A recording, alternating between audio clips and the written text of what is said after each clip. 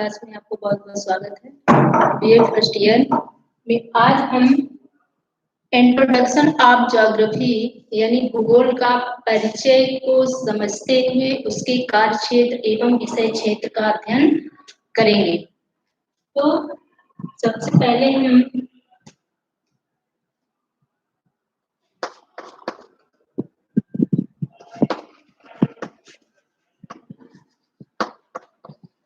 Introduction of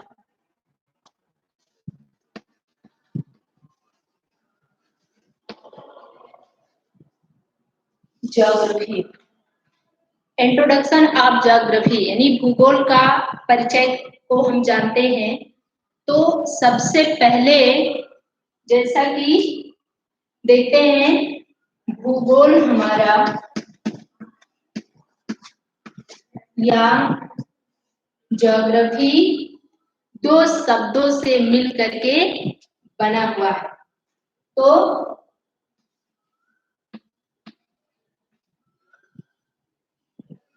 जियोधन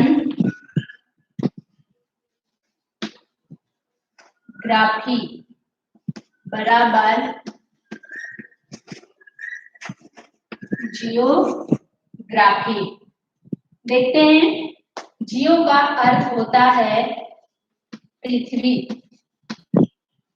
और graphy का अर्थ होता है गोलाकार स्वरूप का वर्णन करना या अध्ययन करना। अगर हम देखें इसको दूसरे शब्दों में तो भू धन गोल, भू का अर्थ होता है पृथ्वी या जियो का अर्थ होता है पृथ्वी और गोल का अर्थ होता है गोलाकार स्वरूप या ग्राफी का अर्थ होता है वर्णन करना। पृथ्वी के गोलाकार स्वरूप का अध्ययन करना ही भूगोल कहलाता है। या हम अपने शब्दों में देखें तो पृथ्वी के समस्त गतिविधियों का अध्ययन करना ही भूगोल कहलाता है। इसके बाद देखते हैं पृथ्वी के समस्त गतिविधियों का अध्ययन करना ही भूगोल कहलाता है। सबसे पहले हमारे यूनानी भूगोलवेत्ता इरेटोस्थनीज ने इस ज्योग्राफी शब्द का वर्णन पृथ्वी पर सबसे पहले किया था। इसीलिए ज्योग्राफी का पिता कहे जाते हैं इरेटोस्थनीज। क्वेश्चन में पूछा जाता है कि भूगोल का पिता किसे कहा जाता है, तो उसका आंसर है इरेटोस्थनीज। ये यूनानी भूगोलवेत्ता हैं क्योंकि इन्होंने ही पृथ्वी पर सबसे पहले ज्योग्राफी शब्द का निर्माण किए थे। इसके बाद रोमन काल के जो हमारे भूगोलवेत्ता हैं स्ट्रैबो महोदय ने, उन्होंने कहा है कि पृथ्वी पर रहने वाले सभी मानव एवं जीवों का निवास करने वाले का बोध कराता है। ये जो रोमन काल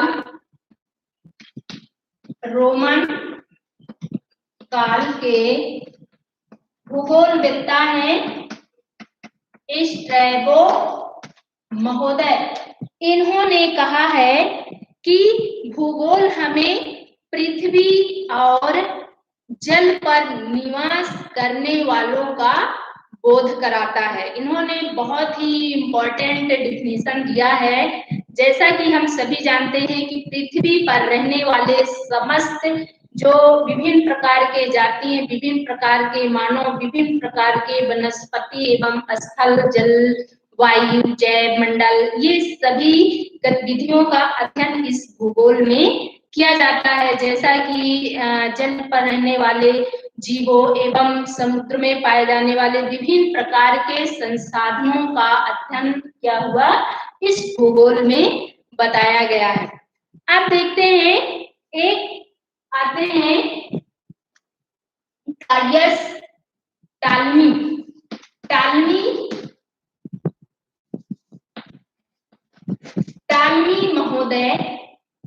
टालमी महोदय ने विश्व में सबसे पहला मानचित्र बनाया था। विश्व का सबसे पहला मानचित्र टालमी महोदय ने बनाया था। और आपने देखा कि इरेटास्थनीज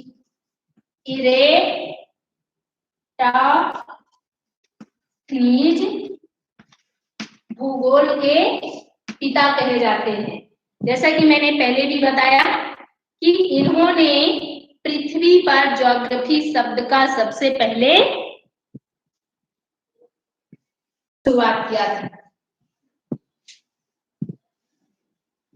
आप देखते हैं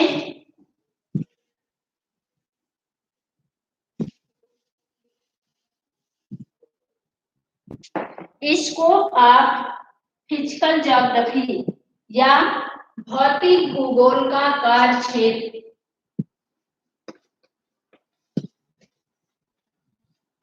भौतिक भूगोल का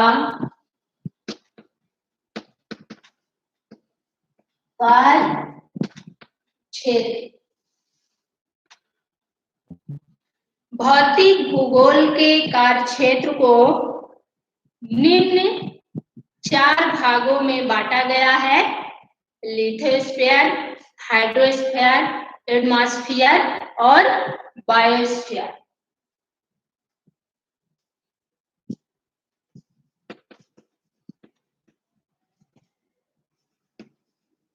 लिथोस्फीयर,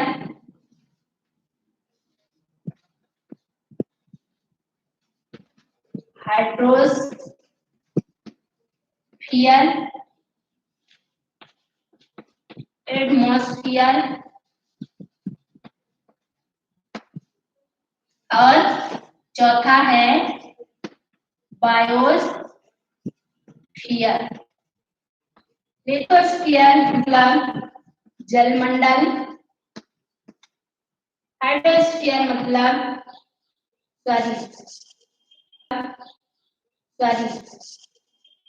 स्थलमंडल, जलमंडल, वायुमंडल और जैवमंडल।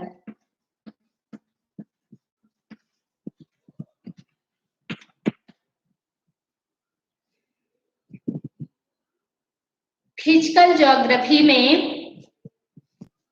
ये 4 भागों में बांटा गया है, जिसमें से पहला है स्थलमंडल, दूसरा जलमंडल, तीसरा वायुमंडल और चौथा जैवमंडल।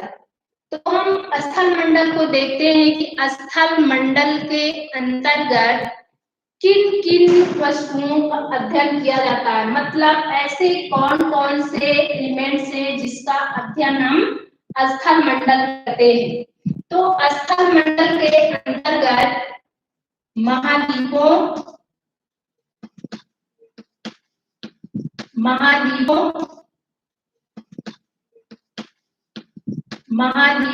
एवं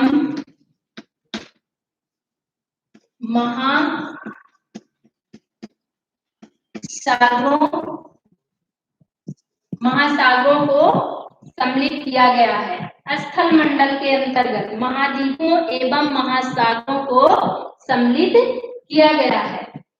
इसके बाद इसके 3 पार्ट होते हैं, जिसमें से पहला महाद्वीप एवं महासागरों का अध्ययन किया है और दूसरे उच्चावच में पर्वत पठार मैदानों का अध्ययन किया गया है, यानी सम्मिलित किया गया है।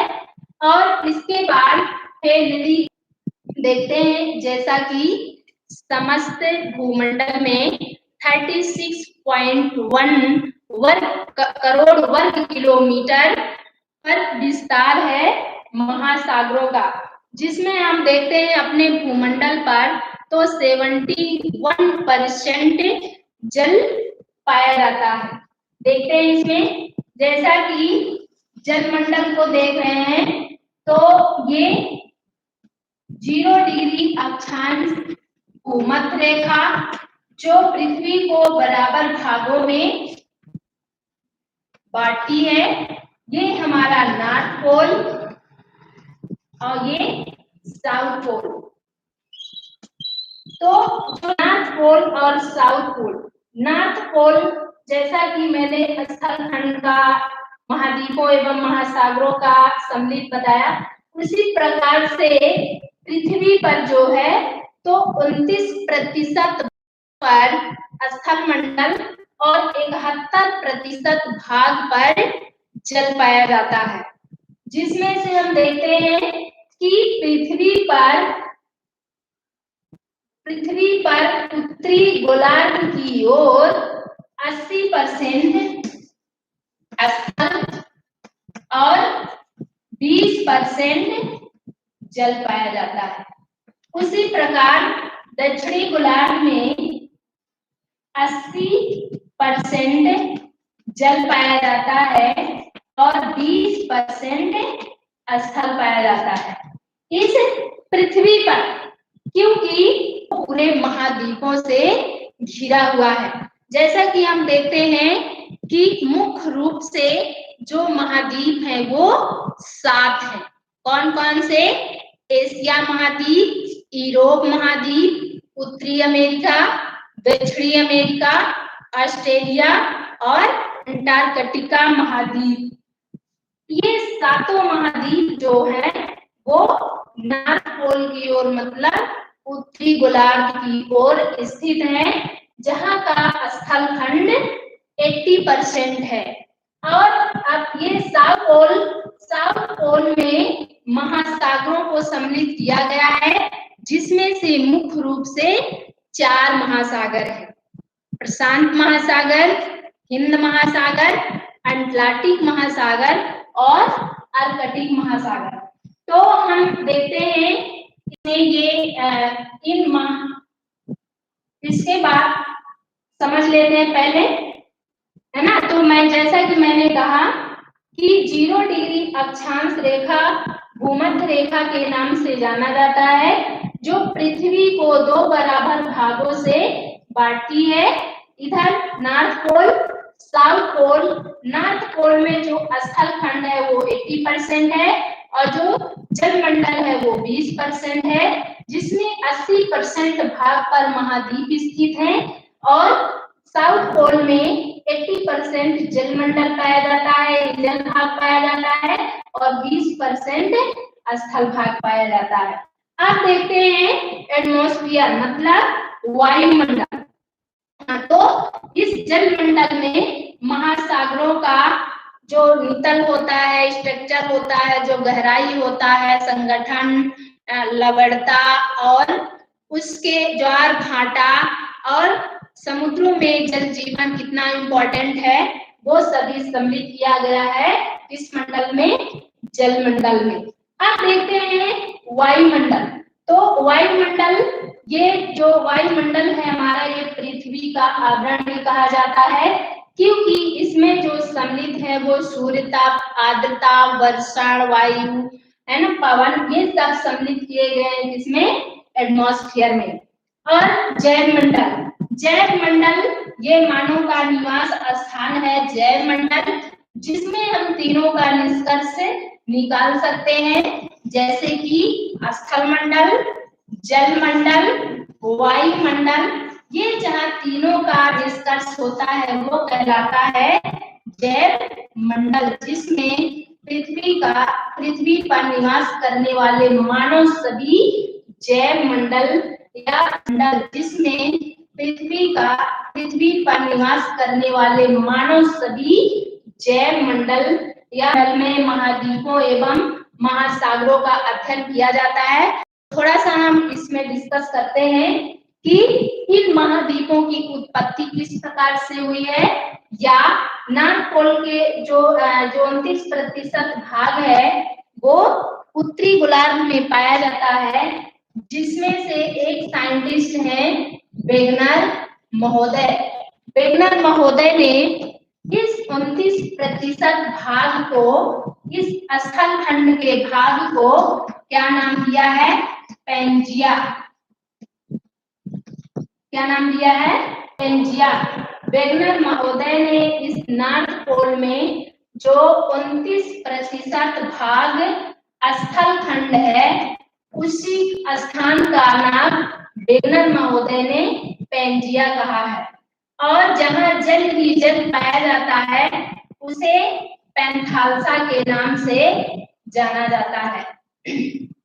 पैंथालसा, ये वेगनर महोदय ने कहा। अब देखते हैं हम इन जो महाद्वीप हैं वो कहां से कहां, मतलब 29% भाग पर महाद्वीप स्थित है और उनकी जो उत्पत्ति हुई है वो किस किस प्रकार से हुई है।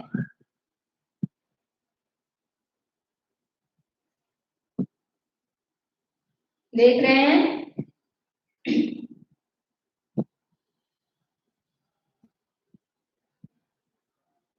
यहाँ पर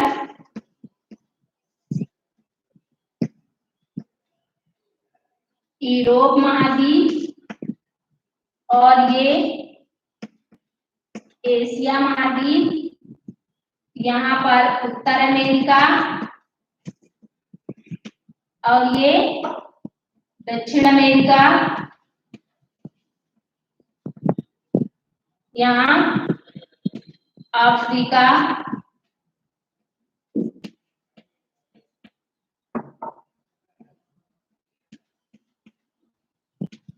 अंटार्कटिका महाद्वीप का महाद्वीप, एशिया, यूरोप और इधर ऑस्ट्रेलिया।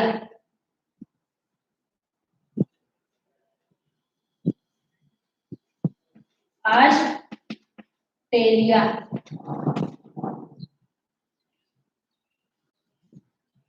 तो इस नॉर्थ पोल में 29% भाग पर सभी महाद्वीप स्थित हैं, जिसमें से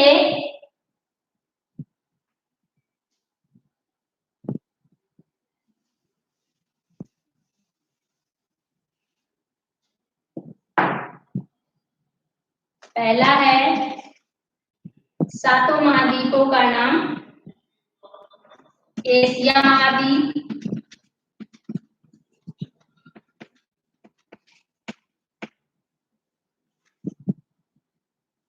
यूरोप महाद्वीप,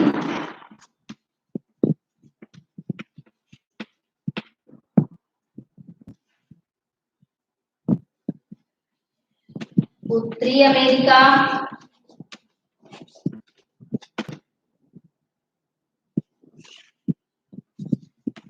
दक्षिणी अमेरिका, दक्षिणी अमेरिका और अफ्रीका,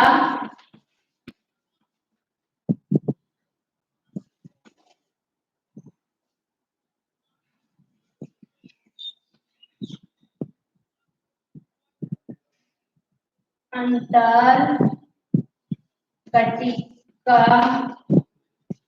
महाद्वीप, सातवां है ऑस्ट्रेलिया महाद्वीप। अब देखते हैं ये जो 7 महाद्वीप हैं इनकी उत्पत्ति किस प्रकार से हुई है। जैसा कि हम यहाँ इंडिकेट किए हुए हैं, ये जो स्थल खंड का भाग है, सबसे पहले ये एक ही स्थल खंड का भाग था जो 29% भाग पर स्थित है।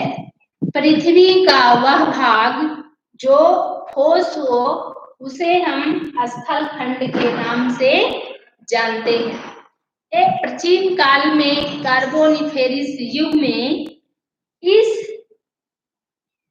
स्थल खंड भाग के 2 टुकड़े हो जाते हैं। कैसे होते हैं?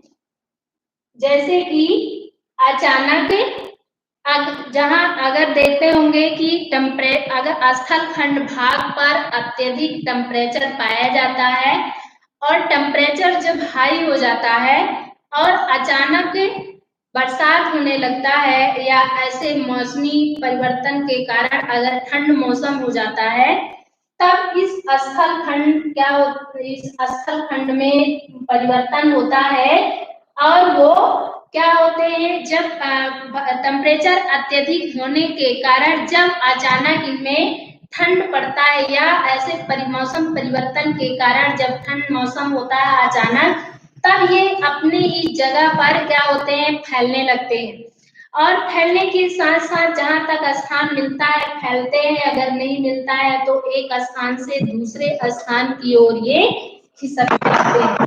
इसी प्रकार से ये एक स्थल खंड के भाग जो है, तो यही टेम्परेचर हाई होने के कारण यह स्थल खंड के कार्बोनिफेरस युग में दो टुकड़े हो जाते हैं। तो पहला होता है अंगारा लैंड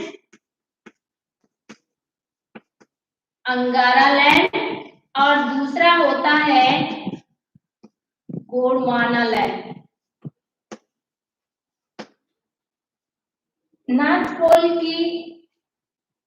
पोल में जो स्थल खंड का भाग जो 29% जो है स्थल खंड का भाग से घिरा हुआ था और ये कार्बोनिफेरस युग में इसके दो टुकड़े हो जाते हैं, जिसमें से पहला होता है अंगारा लैंड और दूसरा होता है गोंडवाना लैंड। तो ये अंगारा लैंड का जो स्थल खंड का भाग है वो नॉर्थ पोल की ओर खिसक जाती है और जो गोंडवाना लैंड है वो साउथ पोल की ओर खिसकती है। तो यहाँ पे अंगारा लैंड नॉर्थ पोल साइड और यहाँ पे गोंडवाना लैंड, यहाँ पर गोंडवाना लैंड दो स्थल खंड का उत्पत्ति हो जाती है। अब एक बहुत ही इंपॉर्टेंट टॉपिक आती है जो हमारे भारत देश में हिमालय पर्वतीय क्षेत्र है। अब बात आती है कि हिमालय के जो उत्पत्ति है वो किस प्रकार से हुआ है और किन कारणों से हुआ है। तो जैसा कि हम देखते हैं कि ये स्थल खंड भाग है वो कार्बोनिफेरस युग में इसके दो टुकड़े हो जाते हैं, जिसमें से एक अंगारा लैंड का स्थल खंड भाग और दूसरा Gondwana land. Angara land north pole की ओर स्थित है और गोंडवाना लैंड साउथ पोल की ओर स्थित है और यहाँ ये दोनों के टूटने से यहाँ पर तैतीस सागर की उत्पत्ति होती है। कौन सी सागर? तैतीस। बहुत ही इंपॉर्टेंट टॉपिक है ये टॉपिक, बहुत बार क्वेश्चन में पूछा करता है कि हिमालय पर्वतीय क्षेत्र का उत्पत्ति किस प्रकार से हुई है। तो यहाँ पर ये 33 सागर की उत्पत्ति होती है यहाँ टूट करके, तो यहाँ जो जल है वो पूरा यहाँ पे भर जाता है। यहाँ पे एक सागर जिसका नाम है 33 सागर और यही 33 सागर का जो निक्षेपण होता है उसी निक्षेपण के कारण जो है हिमालय पर्वत की उत्पत्ति होती है। फिर से देखते हैं इसका जो डिफिनीशन है। तो स्थल खंड भाग के टूट जाने से अंगारा लैंड और गोंडवाना लैंड के विस्थापन होने से 33 सागर की उत्पत्ति होती है और यही 33 सागर के निक्षेपण से ही हिमालय पर्वत की उत्पत्ति हुई है, जिसकी लंबाई है 8,850 किलोमीटर, 8,850 मीटर। बहुत इंपॉर्टेंट क्वेश्चन है ये, क्वेश्चन बहुत बार एग्जाम में पूछा करता है, तो इसको आप अच्छे से पढ़िएगा। तो हमने देखा महाद्वीप 29% भाग पर स्थल खंड जो 7 महाद्वीपों की उत्पत्ति हुई है और इन्हीं 7 महाद्वीपों में जो हमारे भारत देश एशिया महाद्वीप में स्थित है हमारा भारत देश और यही भारत देश में जो है हिमालय पर्वत की उत्पत्ति होती है। और यहाँ पे जो यूरोप महाद्वीप है यूरोप महाद्वीप में अल्पस पर्वतीय क्षेत्र है, उत्तरी अमेरिका में एंडीज पर्वत है और दक्षिण अमेरिका में रॉकीज पर्वत है। अब हम देखते हैं, आई होप समझ में आया होगा ये सातों महाद्वीप जो है, सातों महाद्वीपों के नाम और इनके जो उत्पत्ति है और हिमालय पर्वत की उत्पत्ति इस प्रकार से हुई है। तो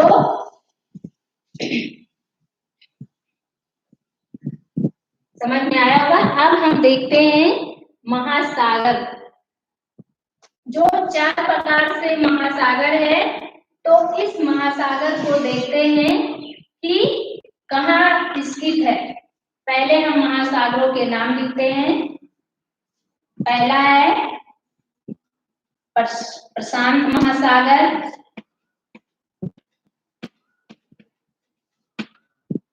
दूसरा है हिंद महासागर, तीसरा है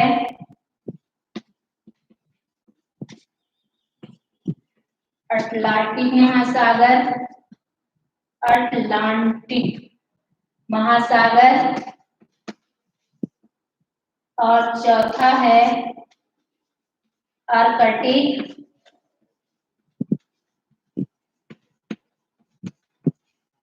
महासागर।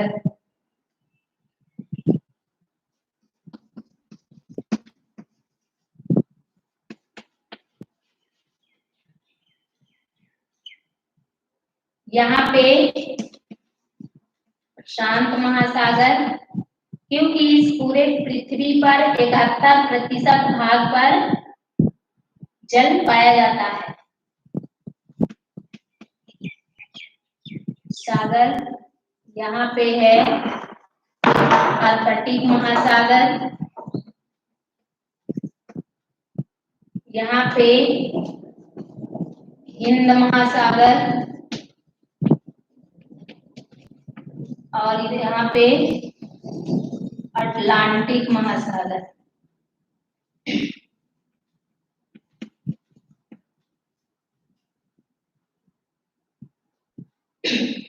ये जो प्रशांत महासागर है, अगर हम देखें महासागरों में तो प्रशांत महासागर सबसे बड़ा महासागर है, क्योंकि जो इसका क्षेत्रफल है वो 16,62,40,000 वर्ग किलोमीटर में फैला हुआ है।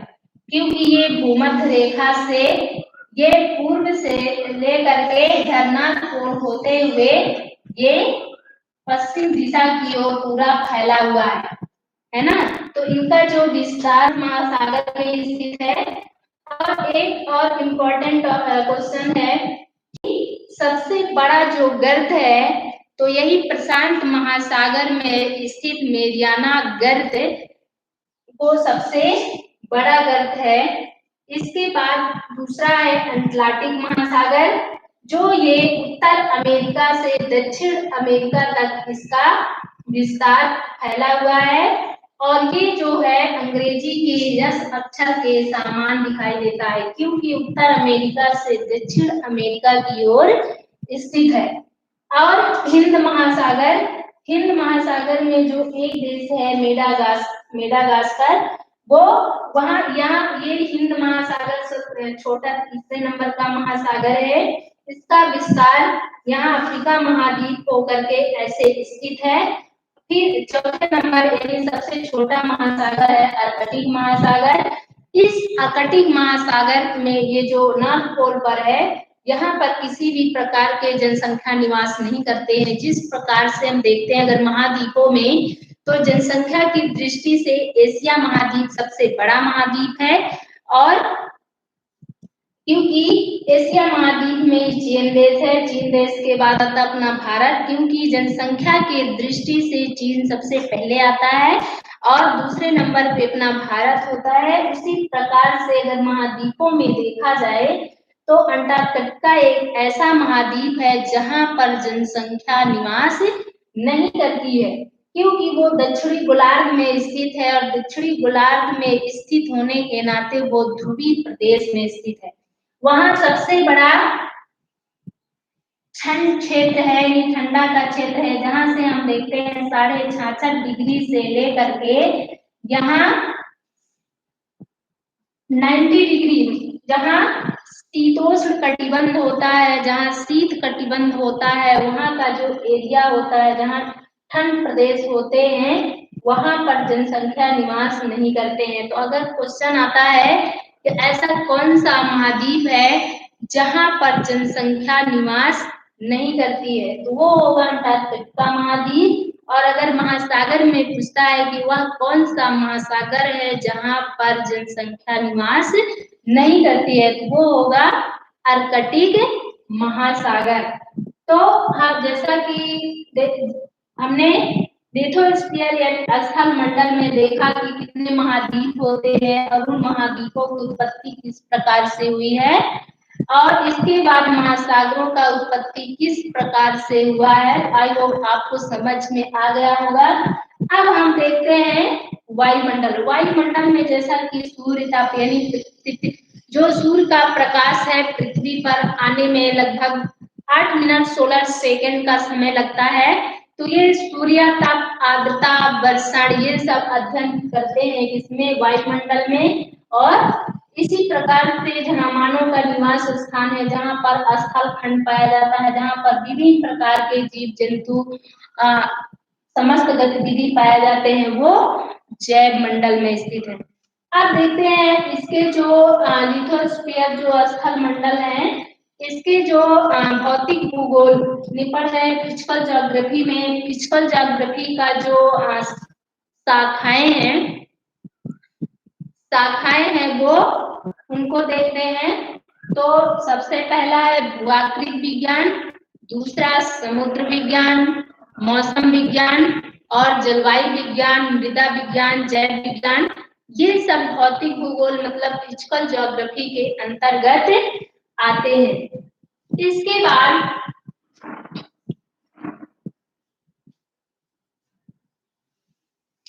अध्ययन कर लेते हैं वायुमंडल।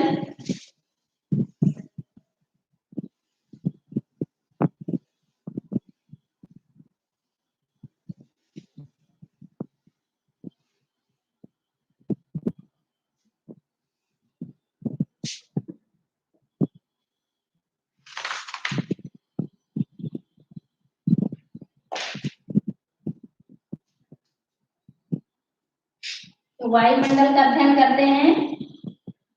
वायुमंडल में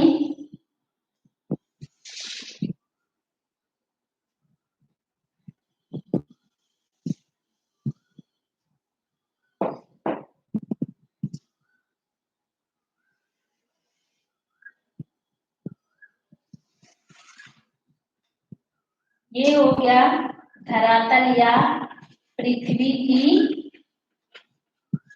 सतह, ये ध्रुव से विषुवत रेखा की ओर। तो सबसे पहले जैसे कि वायुमंडल में अगर हम देखा जाए तो वायुमंडल के लेयर्स जो मंडल होते हैं वो कितने प्रकार से होते हैं और उनकी जो विशेषताएं हैं वो किस प्रकार से हैं। तो सबसे पहले देखते हैं कि पृथ्वी के सतह से जो 18 किलोमीटर के क्षेत्र पर जो मंडल पाया जाता है उसे क्या कहते हैं हम? क्षोभ मंडल।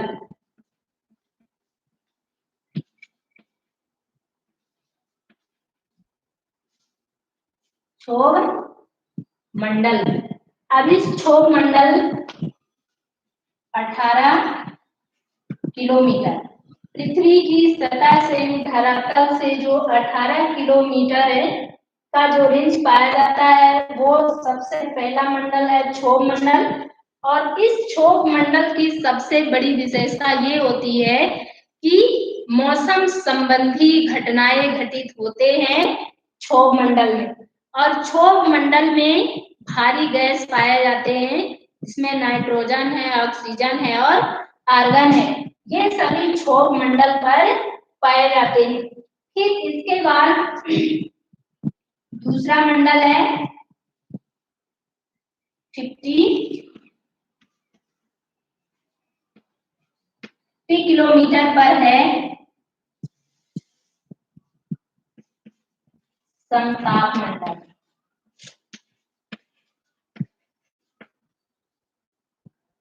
80 किलोमीटर पर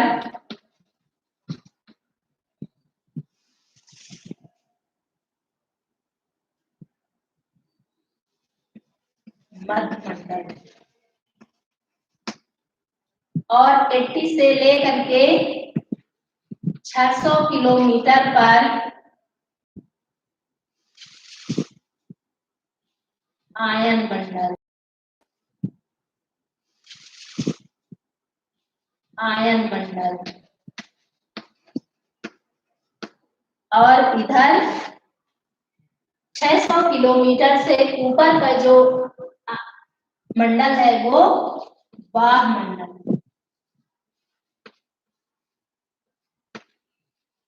बाह्य मंडल यानी बहिर्मंडल।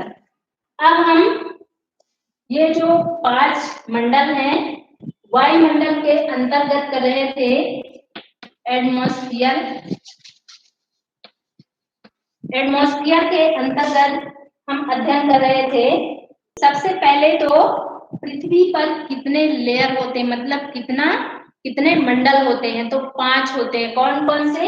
क्षोभ मंडल, समताप मंडल, आयन मंडल, मध्य मंडल, आयन मंडल और बाह्य मंडल।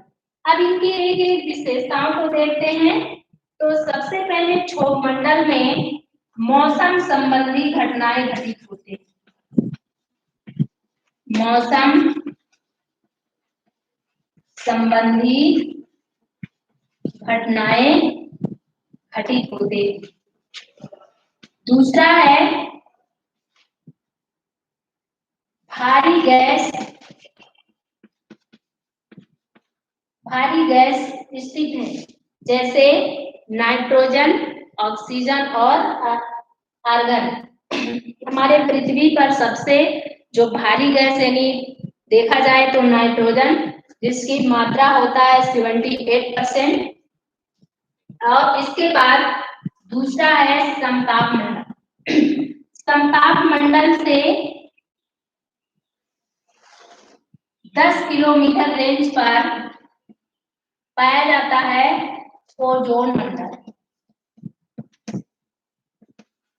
ओजोन मंडल समताप मंडल का विशेषता, सबसे इंपॉर्टेंट विशेषता है समताप मंडल की, क्योंकि इस मंडल में मौसम संबंधी घटनाएं घटित नहीं होते। मौसम संबंधी घटनाएं नहीं घटित होती। दूसरा है वायुयान या हवाई जहाज उड़ने का जो मार्ग होता है वो किस मंडल में होता है? तो समताप मंडल में होता है। क्योंकि यहाँ मौसम संबंधी घटनाएं घटित नहीं होते हैं, इसलिए हवाई जहाज उड़ने में आसानी होता है। तो हवाई जहाज उड़ने का जो मार्ग दिया जाता है वो समताप मंडल पर ही दिया जाता है। और जो ओजोन मंडल है, ओजोन मंडल जो अल्ट्रा वायलेट किरणें हैं, जो पराबैंगनी किरणें हैं, वो अवशोषित कर लेती हैं, क्योंकि पृथ्वी पर पहुंचने नहीं देती। और वही जो सबसे भयानक कैंसर जैसे बीमारी को ये रोकती है। और मध्य मंडल का विशेषता होता है, इस मंडल में सबसे कम टेम्परेचर पाया जाता है। आयन मंडल में जो परावर्तनीय किरणें हैं, वो जो तरंगदैर्घ्य किरणें हैं, वो यहाँ पर समाप्त होती हैं। और बाह्य मंडल में जो छोटे छोटे क्षुद्र ग्रह जो धूमकेतु हैं, बाह्य मंडल में या बहिर्मंडल में पाए जाते हैं। और यहाँ पर जो छोटे छोटे उपग्रह हैं और जो सबसे हल्की गैस है हीलियम जैसे कई प्रकार के जो हल्की गैस है, वो सभी बाह्य मंडल में स्थित है।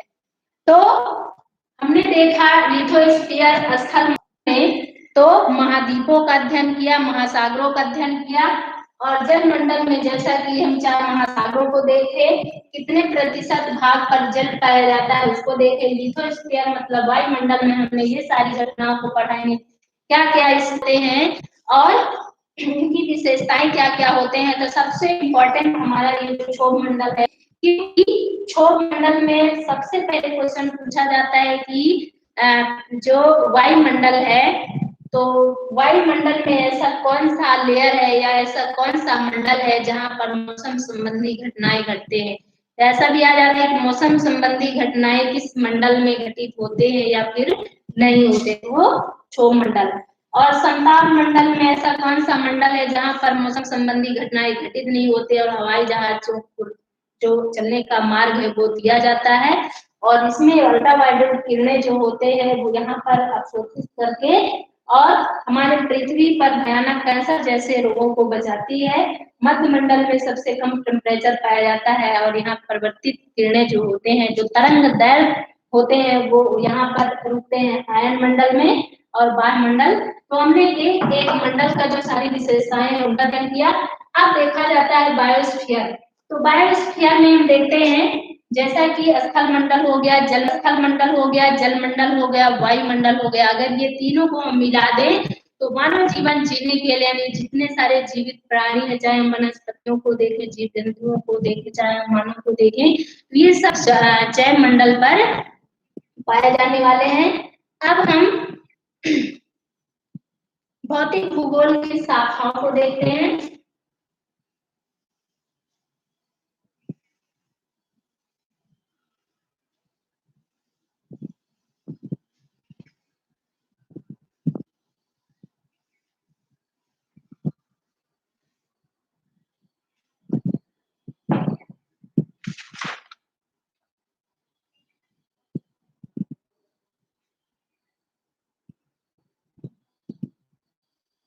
या फिर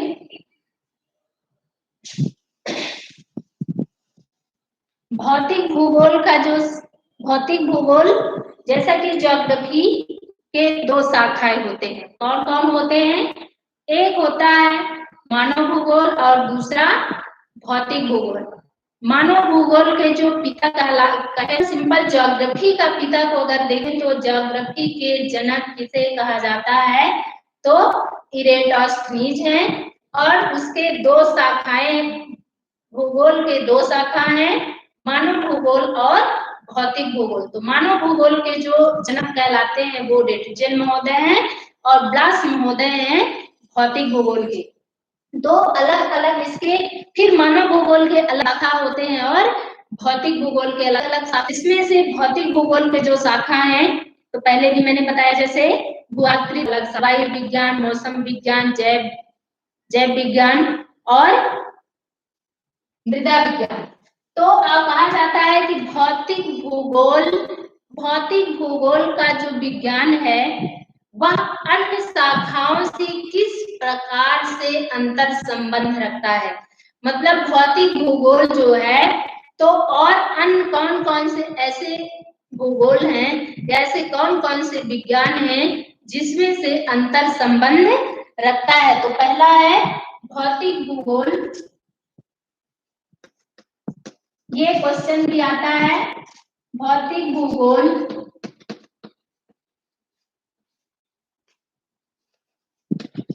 के अन्य शाखाओं से अंतर संबंध।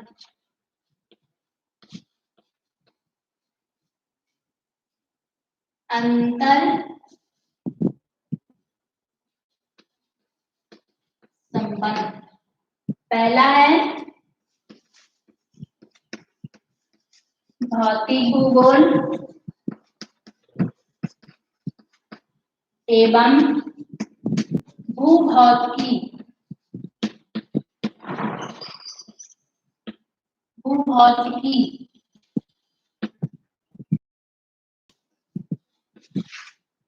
दूसरा है भौतिक भूगोल एवं भूगर्भ। भौतिक भूगोल एवं भूगर्भ विज्ञान। देखते हैं, इसको समझते हैं। भूगोल एवं भूभागी, इसके अंतर्गत हम जो पृथ्वी के आंतरिक बल और बाह्य बल होते हैं उसी का हम अध्ययन करते हैं। इस भौतिक भूगोल या भूभौतिकी के अंतर्गत तो भूगोल में जो आंतरिक बल होते हैं जैसे भूकंप हो गया, ज्वालामुखी हो गया या भूगर्भ आंतरिक सतह पर घटनाएं घटित होने वाले, और बाह्य बल में हम देखते हैं जैसे कि तड़ित झंझा, ये सब जो प्राकृतिक घटनाएं होते हैं जो प्रत्यक्ष हम जिसको देखते हैं, घटनाओं का जो अध्ययन करते हैं वो भौतिक भूगोल एवं भूभौतिकी के अंतर्गत करते हैं। इसके बाद भूगर्भ विज्ञान। भूगर्भ विज्ञान ये भी समथिंग उसी प्रकार से है। इसमें भी पृथ्वी पर घटनाएं घटित होने वाले, चाहे वो आंतरिक बल हो, चाहे बाह्य बल हो, चाहे वो प्राकृतिक द्वारा घटनाएं हो, चाहे मानवीय घटनाएं घटित हो, उसके इसके अंतर्गत हम देख सकते हैं। इसके बाद मौसम विज्ञान। मौसम विज्ञान में आप देख ही सकते हैं जैसा कि जलवायु हो गया, मौसम हो गया, तो ये मौसम के अनुसार जो जलवायु में परिवर्तन होता रहता है। और इस देखते होंगे इस समय जो आंधी तूफान चल रहे हैं, तो आंधी तूफान में जैसा कि पेड़ पौधे नुकसान हो रहे हैं, जहाँ कहीं भूकंप अगर आए, ज्वालामुखी, कितने बड़े वनस्पति नुकसान होते हैं, घर द्वार मकान के पता नहीं कितने क्षतिग्रस्त, चाहे वो बाह्य बल हो चाहे आंतरिक बल हो, ये मौसम संबंधी घटनाएं घटित होने वाले होते हैं। तो इस भूभौतिक यानी भौतिक भूगोल एवं मौसम विज्ञान के अंतर्गत आते हैं। तो इसी प्रकार से हम भौतिक भूगोल एवं जीव विज्ञान का अध्ययन करते हैं। जीव विज्ञान के अंतर्गत आता है जैसे कि भूगोल में अगर देखा जाए, प्राकृतिक घटनाओं के कारण पता नहीं कितने सारे जीव जंतु उसमें पार होते हैं, तो ये सारी घटनाएं घटित होते हैं। मृदा भूगोल हो गया, भौतिक भूगोल एवं मृदा भूगोल। तो मृदा भूगोल के अंतर्गत हम मिट्टियों का अध्ययन कर सकते हैं, इसकी स्ट्रक्चर देखते हैं, बनावट देखते हैं, स्वरूप देखते हैं, या किस किस प्रकार का मिट्टियां हैं, उनकी उर्वरता कैसी है। तो ये सब मृदा भूगोल के अंतर्गत हम अध्ययन करते हैं। इसके बाद समुद्री विज्ञान। तो भौतिक भूगोल एवं समुद्री विज्ञान। तो भौतिक भूगोल एवं समुद्री तो भौतिक भूगोल एवं समुद्री विज्ञान में हम समुद्रों में पाए जाने वाले जीव जंतु, समुद्र या महासागरों में पाए जाने वाले संसाधनों को भी सम्मिलित कर सकते हैं या देख सकते हैं।